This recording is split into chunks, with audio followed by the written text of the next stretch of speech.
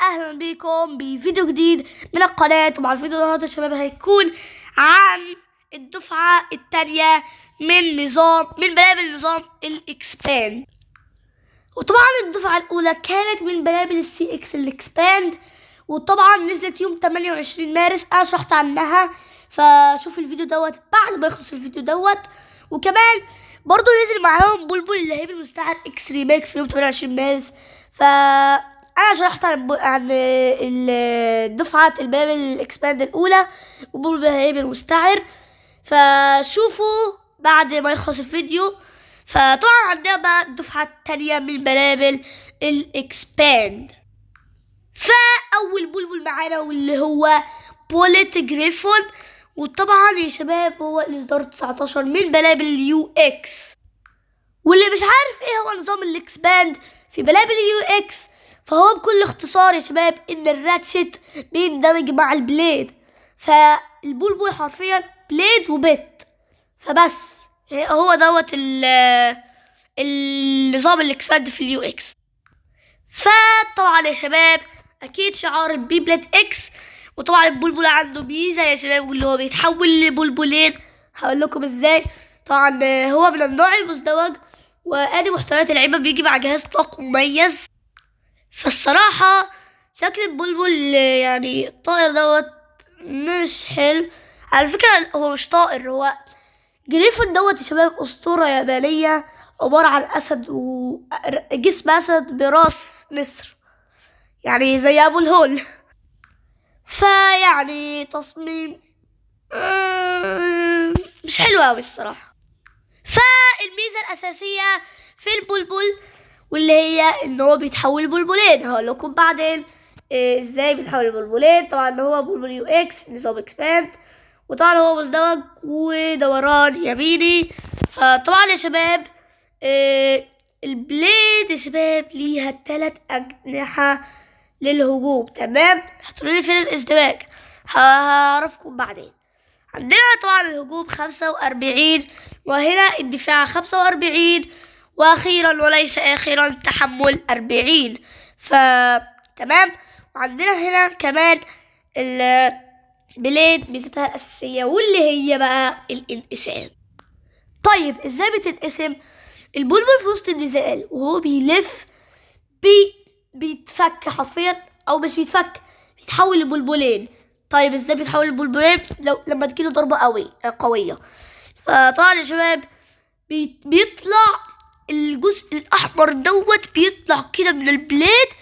فبيبقى فيه بليد دوت الجزء السفلي ده جزء بيطلع من فوق، وخلاص بينفصل عن البلبل ويبقى بلبلين. فاهمني؟ فكأنه بلبلين ضد واحد، يعني حرفيا خصمك هو بلبل واحد، انت معاك بلبلين بتقاتلوا ببلبلين. فالجزء الاحمر اسمه بوليت وهو هجومي، والجزء الاخضر دوت اسمه جريفون واللي هو دفاعي. خلونا نشرح في مزاياهم. عندنا هنا قلنا الهجومي بيكون فيه 3 أجنحة للهجوم، وأما الدفاعي فحرفيا تصميمه دايرة، دايرة حرفيا، فهو بيصد ضربات كتيرة.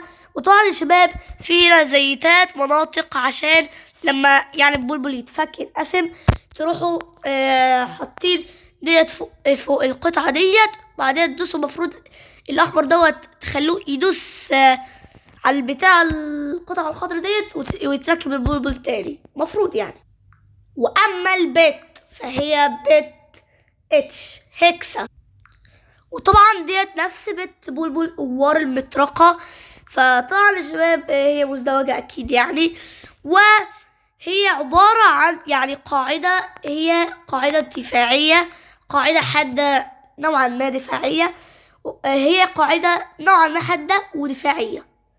فطبعا هي لما تميل بقى بتميل على الحاجات ديت، يعني بتميل على الحاجات وبتدفع الحاجات ديت، فبتبقى ايه تحملية. فهي ازدواج بين الدفاع والتحمل، وهي بتيجي برضو مع عمر مطلقة، يعني مش ده أول بلبل يجي بالبت ديت.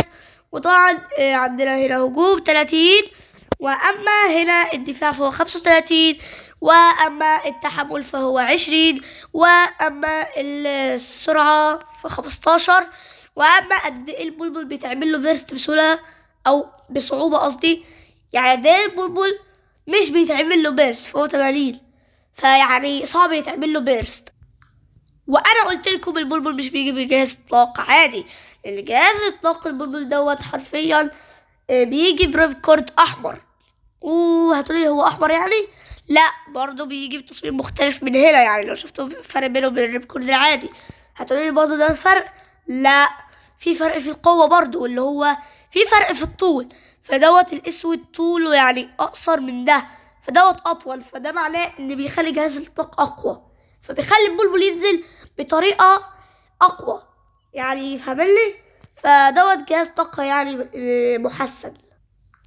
والبلبل التاني يا شباب واللي هو درين سترايك. طبعا يا شباب خليكم معانا صحيح في لنهاية الفيديو عشان هقول لكم تواريخ نزول البلابل ديت. فطبعا هو الإصدار 49 من بلابل البي اكس، وطبعا هو تطور من تطورات بلبل التنين للاعب إيهاب طبعا، وأكيد شعار البي بلاد اكس وهو نوع هجومي، ومن الاكسباند طبعا من نظام الاكسباند.